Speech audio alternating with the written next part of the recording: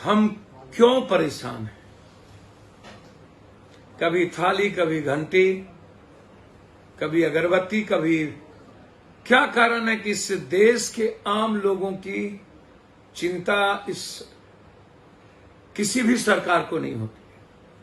सिर्फ वोट, सियासत और सत्ता के लाभ और फायदे और घाटे की बात ये लोग करते हैं। एक सबसे बड़ा वर्ग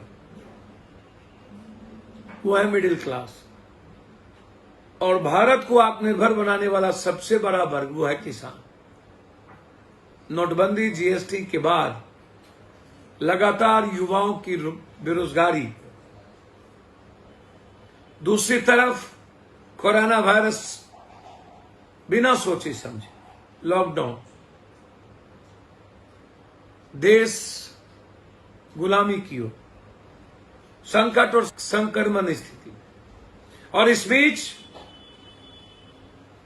कभी सुनामी बंगाल की तो कभी उड़ीसा की, और फिर लगातार उत्पादन की कमी, और दूसरी तरफ भारत में कच्चा उत्पादन का नहीं होना। हम आश्रित होते चले गए दुनिया पर, दूसरे देशों पर, क्योंकि हमने कच्चे उत्पादन की क्षमता नहीं बढ़ाई। और तीसरी तरफ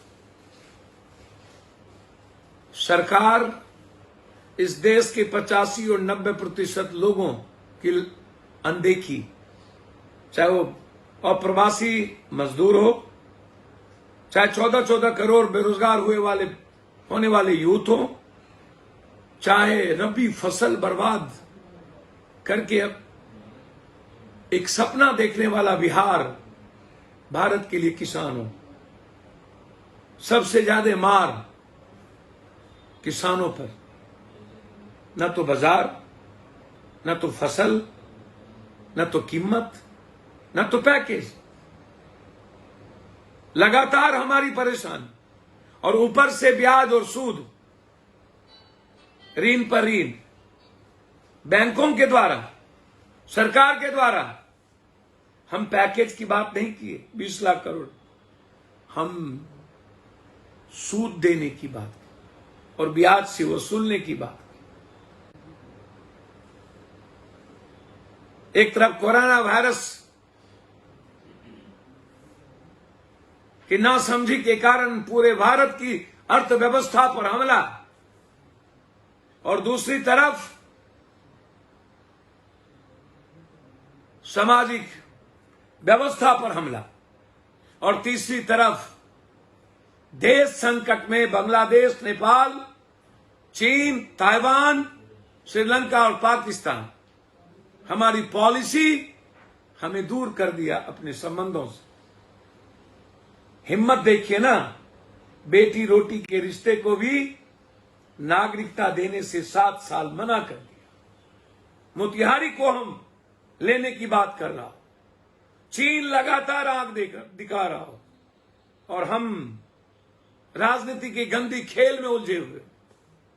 और आज सबसे बड़ा सवाल, मैं लगातार ये सवालों को उठाता रहा हूं, ये राजनीति का सवाल नहीं है। महंगाई, हर महिलाएं आज परेशान है, हर घर परेशान है, इकोनॉमी नहीं है उसके घर में। 400, 200, 600 रुपया कमाने वाले कोलैप्स कर गया। मिडिल क्लास का परिवार जिंदगी किसी तरीके से जीने के लिए मजबूर है, और उस पर बोझ, कोरोना वायरस में बोझ, रबी फसल की बर्बादी पर बोझ,